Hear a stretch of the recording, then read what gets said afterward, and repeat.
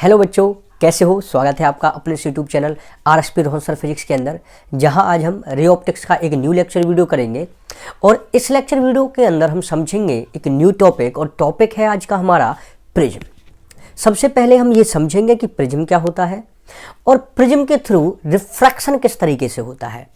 And after that we will find out a wonderful relation, and the relation is N2 is equal to N1 sin A plus delta M divided by 2, and it is completely divided by sin A by 2। जहां पर N2 तो refractive index होगा prism का, prism glass से बनता है। And N1 जो है रिफ्रैक्टिव इंडेक्स होगा जिस मीडियम में प्रिज्म रखा हुआ है। A जो है वो प्रिज्म का एंगल है, एंड डेल्टा M जो है वो मिनिमम एंगल ऑफ डेविएशन को शो कर रहा है। समझाएंगे कि मिनिमम डेविएशन का एंगल का क्या मतलब है जब यहाँ पर प्रिज्म के बारे में स्टडी कर रहे होंगे, और रिफ्रैक्शन किस तरीके से होता है प्रिज्म से जब वो समझ रहे होंगे कंसेप्ट, तब वहाँ मिनिमम एंगल ऑफ डेविएशन भी आएगा। तो वहीं समझाएंगे हम आपको मिनिमम एंगल ऑफ डेविएशन का कंसेप्ट। तो ए डेल्टा एम N1 N2 क्या है ये समझ में आ गया आपको। डेल्टा एम रह गया है, उसको कंसेप्ट को बाद में समझेंगे जब रिफ्रैक्शन के बारे में समझेंगे थ्रू प्रिज्म। तो सबसे पहले हम प्रिज्म के बारे में समझते हैं कि प्रिज्म क्या है। एक्चुअली प्रिज्म ग्लास से बनता है, एंड प्रिज्म एक तो ग्लास से बनता है, दूसरा ट्रांसपेरेंट होता है। और ये टू ट्रांसपेरेंट प्लेन जब आपस में इंक्लाइन होते हैं एक दूसरे के साथ, inclined to each other, that part is called as prism. उसे हम प्रिज्म कहते हैं। यहां पे आपको दिखाई दे रहा होगा कि एक जो पार्ट है, एक जो प्लेन है वो है A B C and D, and दूसरा प्लेन है यहां पे A F E and D. ये दो ट्रांसपेरेंट प्लेन्स हैं और एक दूसरे पर इंक्लाइंड है, ध्यान से आपको दिखाई दे रहा है। तो ये जो बना यहाँ पे इन दोनों ट्रांसपेरेंट प्लेन्स के एक दूसरे पर इंक्लाइन होने से जो यहाँ पे पार्ट बना, that part is called prism. Glass से बनता है, सारा का सारा ग्लास से बना हुआ है। और यहाँ पर जो आपका ये बी सी ई एफ होगा, इसे हम कहते हैं बेस। और ये दोनों जो ट्रांसपेरेंट प्लेन्स हैं ये एक्चुअली रिफ्रैक्टिंग सरफेसेज की तरह काम करते हैं, क्योंकि एक सरफेस पे रे ऑफ लाइट को इंसिडेंट कराया जाएगा और दूसरे सरफेस से रे ऑफ लाइट बाहर निकल जाएगी प्रिज्म से। तो ये दोनों हमारे यहां पे रिफ्रैक्टिंग सरफेसेज भी कहलाते हैं। और यहां पे ये जो एंगल है ए और ये एंगल डी यदि हम बोले, तो यहां पे ये एंगल ए जो है वो कहलाएगा that angle of prism, angle of prism। तो angle of prism just base के सामने होगा। अब हम क्या करते हैं कि यहां से रिप्रेजेंट करने के लिए हम केवल और केवल ये वाला हिस्सा ही फॉर्म करते हैं, ए बी एफ, क्योंकि जस्ट सामने से जब आप प्रिज्म को देखोगे तो केवल आपको ए बी एफ दिखाई देगा। जस्ट सामने से जब आप देख रहे हो तो ए बी एफ दिखाई देगा। तो हम यहाँ पे रिप्रेजेंट केवल सामने वाला हिस्सा ही रिप्रेजेंट करेंगे। तो ए बी जो है अब तो लाइन दिखाई दे रही है, लेकिन वास्तव में तो प्लेन है कौन सा, A B C D plane है। और जो ए एफ लाइन दिखाई दे रही है वास्तव में क्या है, प्लेन है कौन सा, ए एफ ई डी। तो यहाँ पे ये है एंगल ऑफ प्रिज्म, और इसके जस्ट सामने क्या होगा, बेस। तो बेस के जस्ट सामने वाला एंगल जो है वो एंगल ऑफ प्रिज्म कहलाएगा। ये ट्रायंगुलर शेप में होता है। यहां पे अब एंगल ऑफ प्रिज्म चेंज भी हो सकता है। देखिए, जैसे कि मैंने आपसे कहा कि ये एंगल है 30 डिग्री और ये वाला एंगल है 80 डिग्री। मैंने रे ऑफ लाइट को इंसिडेंट कराया ए बी वाले प्लेन पे, तो वो यहां पे इंसिडेंट हुआ। आफ्टर दैट यहां पे रेयर मीडियम है, यहाँ डेंसर मीडियम है। तो जो भी नॉर्मल यहाँ बनेगा तो रे ऑफ लाइट जो होगी वो नॉर्मल की तरफ बेंड कर जाएगी। तो इस तरीके से जब रे ऑफ लाइट को डाला ए बी पे, तो वहां पर एंगल ऑफ प्रिज्म क्या होगा, दैट इज 30 डिग्री यानी कि ए। लेकिन अब मैं आपसे कहूं कि मैंने बी एफ पे रे ऑफ लाइट को इंसिडेंट कराया, बी एफ पे, तो यहाँ पे पॉइंट ऑफ इंसिडेंस, तो यहाँ से रे ऑफ लाइट जो है वो नॉर्मल की तरफ चली जाएगी, ठीक है, नॉर्मल की तरफ चली जाएगी रे ऑफ लाइट। तो यहां पर जो एंगल ऑफ प्रिज्म होगा वो होगा 80 डिग्री। तो एंगल ऑफ प्रिज्म चेंज हो जाएगा। वो चेंज कैसे हो जाएगा, वो डिपेंड करेगा कि कौन से सरफेस पे, जो ट्रांसपेरेंट सरफेस है, कौन से सरफेस पे रे ऑफ लाइट इंसिडेंट हुई है, तो उस पर डिपेंड करेगा कि एंगल ऑफ प्रिज्म कौन सा है, ठीक है। तो एंगल ऑफ प्रिज्म जो है वो वेरिएशन कर सकता है, वो वेरी करेगा, ठीक है। एंगल ऑफ प्रिज्म जो है वो वेरी करेगा। एंगल ऑफ प्रिज्म डिपेंड करेगा कि आपके किस सरफेस से जो है रे ऑफ लाइट रिफ्रैक्ट हो रही है, इंसिडेंट हो रही है, आफ्टर देन रिफ्रैक्ट हो रही है। अब देखिए, जहां पे प्रिज्म आपको समझ में आ गया कि प्रिज्म क्या है और एंगल ऑफ प्रिज्म क्या है, और एंगल ऑफ प्रिज्म भी जो है वो जो है चेंज होगा, ठीक है। अब हम यहां से ये रिलेशनशिप फाइंड आउट करने की कोशिश करेंगे with the help of the concept about the refraction through the prism. Prism के थ्रू रिफ्रैक्शन किस तरीके से होगा, दैट इज द कंसेप्ट। और उसी कंसेप्ट से हम ये वंडरफुल रिलेशन भी यहां पे फाइंड आउट करेंगे।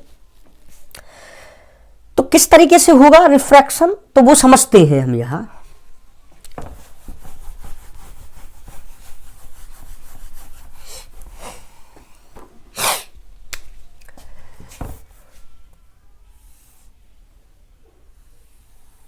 This is the prism. थोड़ा बड़ा बनाते हैं इसको, और बड़ा बनाते हैं, जिससे कि जो है डायग्राम क्लियर समझ में आए।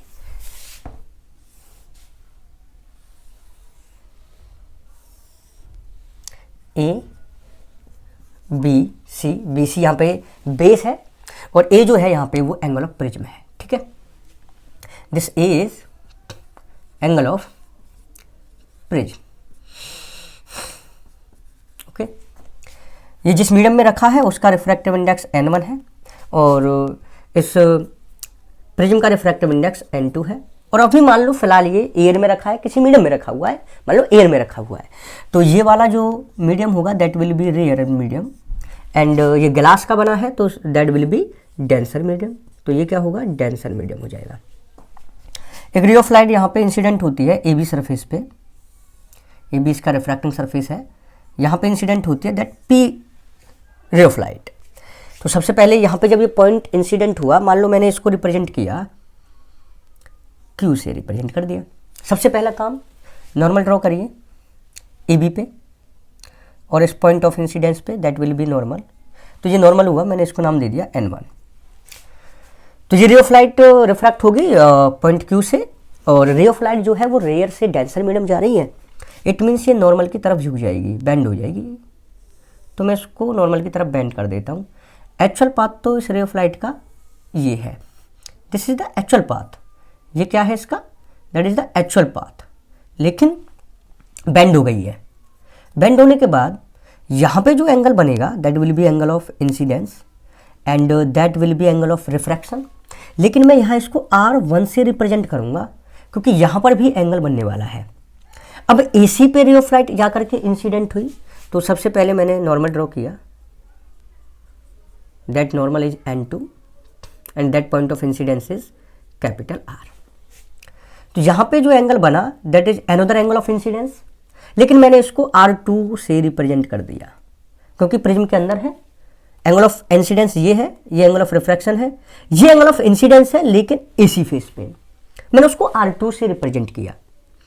आफ्टर दैट आप देख रहे हो कि यहाँ पर भी रेयर मीडियम होगा, रिफ्रैक्टिव इंडेक्स n1 ही होगा। तो अब रे of light after refraction away from the normal चली जाएगी, तो ये नॉर्मल से अवे चली गई और नॉर्मल के साथ यहाँ पे एंगल बना रिफ्रैक्शन का AC सरफेस से, मैंने उसको नाम दे दिया E and that is angle of emergence. मतलब कि प्रिज्म से बाहर कितने डिग्री के एंगल पर ये निकली, that is the angle of emergence. तो मैंने उसको E से रिप्रेजेंट कर दिया, एंगल ऑफ इमरजेंस मैं उसे कह रहा हूं। This is angle of incidence, this is angle of refraction bye the face AB, this is angle of incidence on the surface AC, this is the angle of refraction by the surface AC। But overall मैं जब बात कर रहा हूं तो मैंने इसको I से रिप्रेजेंट किया एंगल ऑफ इंसिडेंस, इसको E से रिप्रेजेंट किया एंगल ऑफ इमरजेंस, कि आपका जो रे ऑफ लाइट है फाइनल जब प्रिज्म से बाहर निकला तो कितने डिग्री के एंगल पर निकला नॉर्मल के साथ, that will be the angle of emergence and that is angle of R1, that is angle of R2। Okay, अब एक्चुअल पाथ तो जब प्रिज्म के अंदर ये एंटर हुई तो एक्चुअल पाथ तो ये था, और जब ये फाइनल निकली तो इस रास्ते से निकली। तो यदि मैं इसको आपसे कहूं कि प्रिज्म के थ्रू कितना डेविएट हुई रे ऑफ लाइट, तो एक्चुअल तो डेविएशन का एंगल ये होगा। डेविएशन मीन्स कि अपने एक्चुअल पाथ से कितना डेविएट हो गई, कितना अलग हट गई, तो that is the angle delta. और इस डेल्टा को मैं यहां पे कहूंगा क्या, that is angle of deviation. You know that word deviation, मतलब कि जो रे ऑफ लाइट है प्रिज्म के द्वारा कितना डेविएट हो गई, अपने पाथ से अलग हो गई, तो that will be the actual path. और अब वो इस रास्ते से जा रही है आफ्टर रिफ्रैक्शन, तो that will be the angle delta and that is angle of deviation. I hope you will getting my point. तो ये डेल्टा है, डेविएशन है। ओके, आफ्टर दैट यहां पे आप पॉइंट नाम दे दीजिए, ये क्यू हो गया, ये आर हो गया, इसको चलो एस दे देते हैं नाम, और इसको दे देते हैं एम। एम दिया है कहीं? नहीं, एम नहीं दिया है, इसको हम दे देते हैं एम। यहां पे आपको ना एक क्वाड्रिलेटरल दिखाई दे रहा है and that quadrilateral is A Q S and R. A Q S R आमने सामने जो एंगल बनेंगे उनका सम कितना होगा, दैट विल बी 180 डिग्री। तो यहां पे जो है ना एंगल क्यू ए आर, यानी कि एंगल ए ले लेता हूं मैं, इसको किसके बराबर ले लेता हूं, angle A. Angle A Q A R बोल दो या एंगल ए ही बोल देते हैं हम सीधा सीधा, तो angle A. Okay, and angle Q S are, और इसको मैं केवल एंगल एस ही बोल देता हूं। तो angle A plus angle S कितना होगा, दैट विल बी 180 डिग्री। आमने सामने के एंगल्स हैं, ये वाला angle S and that will be angle A, तो इनका सम कितना होगा, that will be 180 degree. Okay, after that ध्यान से देखिए कि यहां पे ट्राइंगल आपको दिखाई दे रहा है, that triangle is Q S R. Q S are, तो ये जो ट्राइंगल दिखाई दे रहा है ना आपको Q S R, you know that the total sum of the angles of a triangle is always 180 degree. तो यहां से एंगल देखिए, angle R Q S, R Q S, okay, plus this angle S, that Q S R, Q S R को S मान लिया है, that angle S, plus angle Q R S, angle Q R S, that will be 180 degree. Okay, that will be 180 degree and this is question number second, इसको आप second consider करिए। Okay, R Q S, R Q S क्या है, R1, R1 plus angle S plus Q S, sorry Q R S, Q R S वो कितना है, Q R S वो कितना है, R2, R2 that will be 180 degree. Okay, तो equation first और सेकंड का राइट हैंड साइड 180 डिग्री है, तो लेफ्ट हैंड साइड इक्वल होगा, तो it means R1 plus angle S plus R2 will be equal to angle A plus angle S। S से S cancel हो जाएगा, यानी कि एंगल ऑफ प्रिज्म की वैल्यू यहां से कितना हो गया, that will be R1 plus R2, that will be the fourth equation. तो ये हो जाएगा आपका angle of prism in terms of R1 and R2 निकल करके आ गया। तो यानी कि R1 R2 पता है तो एंगल ऑफ प्रिज्म भी आपको पता है। ओके, आफ्टर दैट यहां से ध्यान से देखें, इस पॉइंट पे देखो, ये रे ऑफ लाइट इंसिडेंट हुई क्यू पॉइंट पे, एक्चुअल पाथ ये था ऊपर की तरफ, और यहां पे वो डेविएट हो गई इस रास्ते पे, तो that will be the angle of deviation by the face A B. इसको मैं रिप्रेजेंट करूंगा डेल्टा 1 से। आफ्टर दैट ये रे ऑफ लाइट आर पॉइंट पे पहुंचती है एसी सरफेस पे, तो that will be the actual path, ये जो है AC सरफेस के लिए that will be the actual path, लेकिन वो यहाँ डेविएट हो गई और पीछे की तरफ मैं ध्यान से बढ़ा रहा हूँ, इसको इंक्रीज कर रहा हूँ, that will be the refracted path, that will be the refracted path and that is the actual path. So that angle will be angle of deviation by the face AC, तो मैंने उसको नाम दिया delta 2। अब आप इस triangle में देखें, the triangle is MQR, triangle is MQR।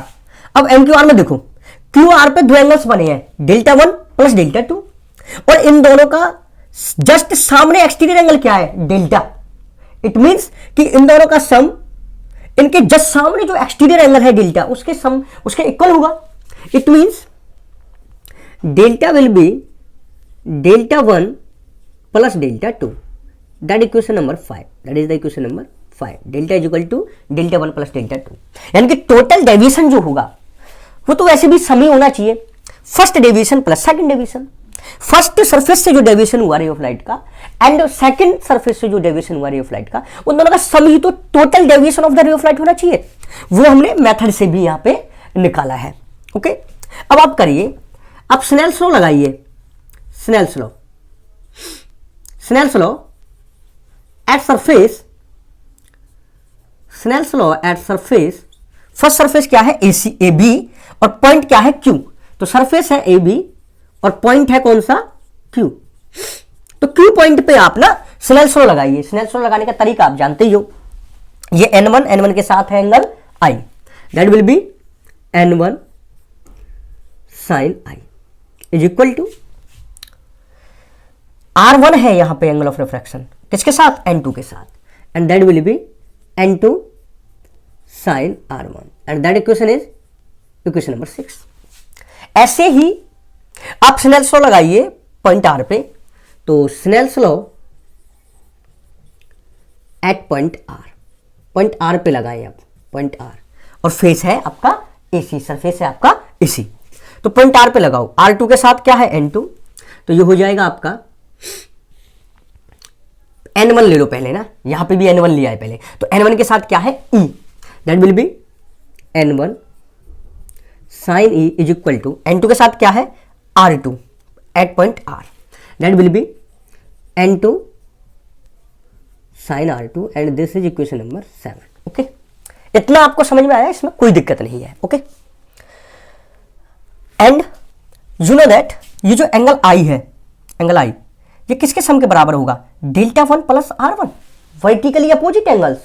तो angle I is equal to delta 1 plus R1, equation number 8, and at point R delta 2 plus R2, that will be equal to E, vertically opposite angles. So angle E is equal to delta 2 plus R2, equation number 9। अब देखो यहां पे जो equation number 4 है उसमें R1 R2 की values है, R1 R2 की वैल्यूज हम यहां से भी तो कैलकुलेट कर सकते हैं। तो देखो यहां पे पहले हमने R1 की वैल्यू कैलकुलेट की, दिखाई दे रहा है सबको, ओके वेरी गुड, दिखाई दे रहा है। आफ्टर दैट यहां पे देखो इक्वेशन नंबर 8 से R1 की वैल्यू फाइंड आउट करें, तो इक्वेशन नंबर 8 से R1 की वैल्यू फाइंड आउट करो, तो R1 will be equal to I minus delta 1, that will be I minus delta 1, equation number 10, and the value of R2 will be E minus delta 2. So R2 will be E minus delta 2, equation number 11। अब आप ना R1 R2 की value यहां पे put करो equation number 4 में, तो आपकी A की वैल्यू निकलेगी, जो भी निकलेगी वो देखते हैं क्या निकलेगी। तो put R1 and the value of R2 in equation number 4 and that will be A is equal to R1 की वैल्यू कितनी है I माइनस डेल्टा 1, तो I minus delta 1 plus R2 and the value of R2 is E minus delta 2, that will be I plus E, minus common ले लो यहां से, तो minus delta 1 plus delta 2 and you know the value of delta 1 plus delta 2, that will be delta. So the value of A will be I plus E minus delta, and this is the wonderful relationship. between I, the angle of incidence, the angle of emergence, the angle of deviation and the angle of prism. और ये बहुत important formula यहाँ पे निकल करके आया है numericals के लिए, बहुत इंपॉर्टेंट फॉर्मूला है ये, बहुत इंपॉर्टेंट रिलेशन है. ओके, तो A is equal to I plus E minus delta. After that ये जो यहां पे निकला है that will be very important for the numericals purpose. अब यहां से ना एक एक्सपेरिमेंटल फैक्ट निकल करके आया है and that experimental graph is, experimental fact है हमारे पास, वो ग्राफ की फॉर्म में है. एक्सपेरिमेंटल ग्राफ यहां पे है हमारे पास. तो पहले एक्सपेरिमेंटल ग्राफ समझते हैं. और वो ग्राफ जो है वो दैट एंगल ऑफ इंसिडेंस और एंगल ऑफ डेविएशन के बीच में है. तो यहां पे एक्स एक्सिस पे जो है, on X axis that will be angle of incidence and on Y axis there will be angle of deviation. Okay, और जो ग्राफ बना है एक्सपेरिमेंटल ग्राफ जो है वो है इस तरीके से, that will be the graph.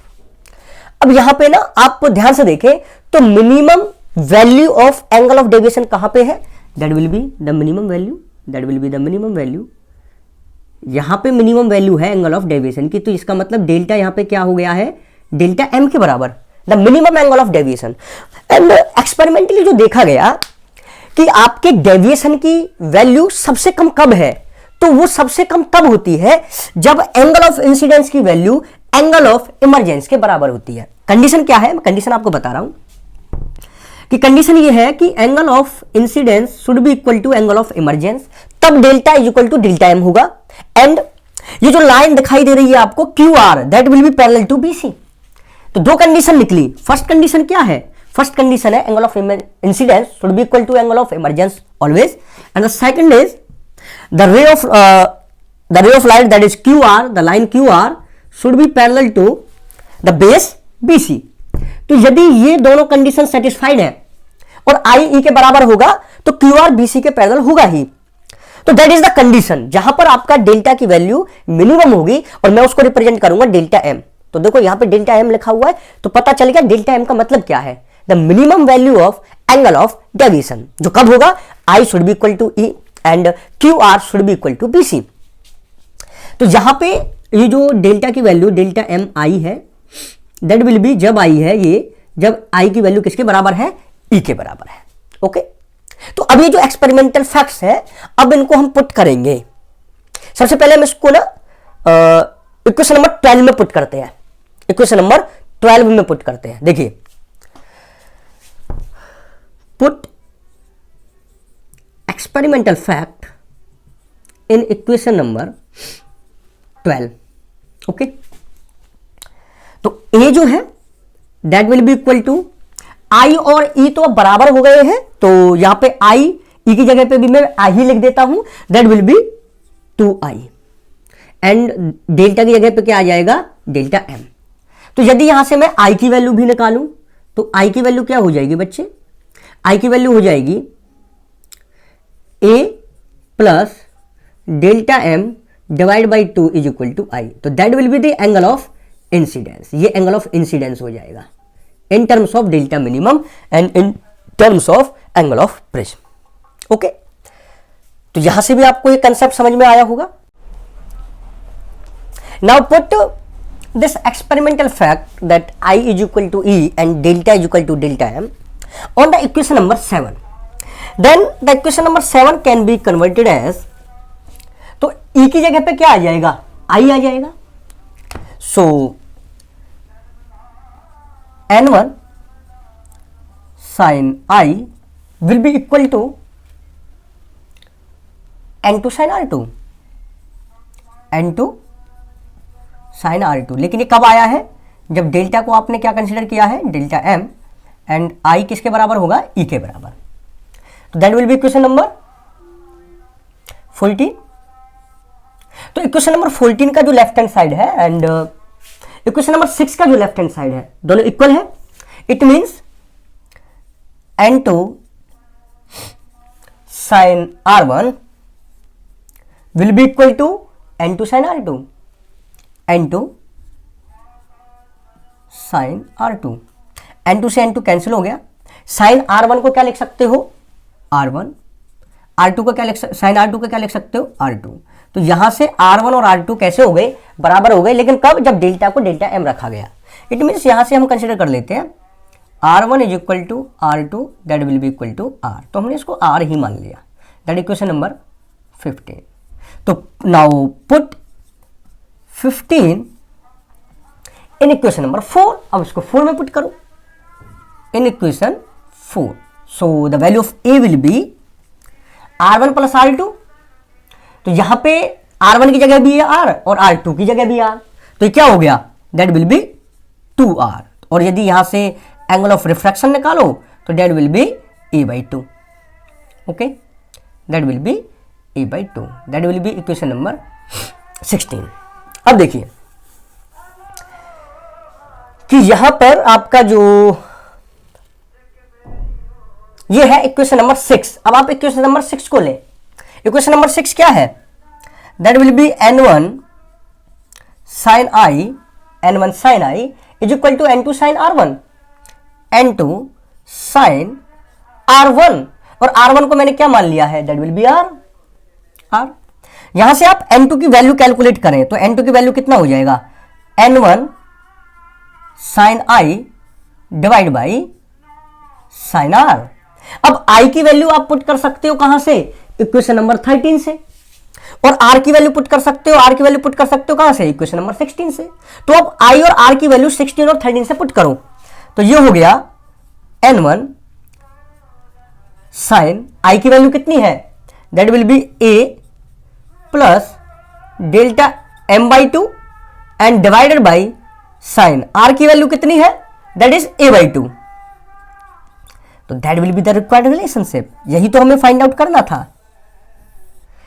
N2 is equal to N1 sin A plus delta M/2 sin A/2, वही हमने यहाँ पे रिक्वायर्ड रिलेशनशिप फाइंड आउट किया है, जो कि रिलेशनशिप है किसके, refractive indexes, angle of prism, angle of minimum deviation के बीच में रिलेशनशिप है, and that will be most important relationship, that will be most important relationship. तो इस पर बेस्ड न्यूमेरिकल्स आते हैं एंगल ऑफ प्रिज्म से रिलेटेड, तो this is the most important for the numerical purpose. And if these angles are very very small, then sin A plus delta M/2 can be written as A plus delta M/2, and sin A/2 can be written as A/2। अब ये जो approximation है इनको आप 17 में put करें और एक यहां से भी वंडरफुल रिलेशन आपको फाइंड आउट करने को मिलेगा, तो करिए आप इन अप्रोक्सीमेशंस को इक्वेशन नंबर 16 में पुट करें, तो यहां भी आपको एक रिलेशनशिप मिलेगा। अब वो रिलेशनशिप क्या मिलता है वो फाइंड आउट करते हैं। देखिए N2 will be equal to N1, तो sine A plus del M divide by 2 की जगह पे क्या हो गया, that will be A plus delta M/2 and divided by sine A/2 की जगह पे हो गया A/2। 2 से 2 हो जाएगा कैंसिल, क्रॉस मल्टीप्लाई करिए तो ये हो गया आपका N2A is equal to N1A plus N1 delta M। अब आप करिए N1A और N2A इन दोनों को पास लेकर के आइए, तो ये हो जाएगा क्या, N1 delta M is equal to A common है, that will be N2 minus N1। So now the delta M will be equal to A into N2 minus N1 divided by N1. Okay, so that will be delta M A N2 divided by N1 minus N1 divided by N1, N1 से N1 cancel हो जाएगा, and that required relation is delta M is equal to A N2 N1। इसका मतलब क्या है, the refractive index of medium second with respect to 1, मतलब कि refractive index of lens with respect to medium that -1। तो this is wonderful relationship, लेकिन ये एक कंडीशन पे आया है, कंडीशन क्या है कि the angles are very small. I hope आपको ये जो कंसेप्ट है बहुत बेहतर तरीके से समझ में आया होगा, और यदि अभी तक आपने चैनल को सब्सक्राइब नहीं किया है तो जल्दी से चैनल को सब्सक्राइब कर दें और मेहनत करें। मेहनत करोगे तो हर कंसेप्ट आपको समझ में आएगा और आप अपनी लाइफ के अंदर उस मुकाम पे पहुंचोगे जहां आप चाहते हो। जल्दी मिलेंगे नेक्स्ट लेक्चर वीडियो के साथ। Till then do whatever you want but don't trouble your family. Thank you very much.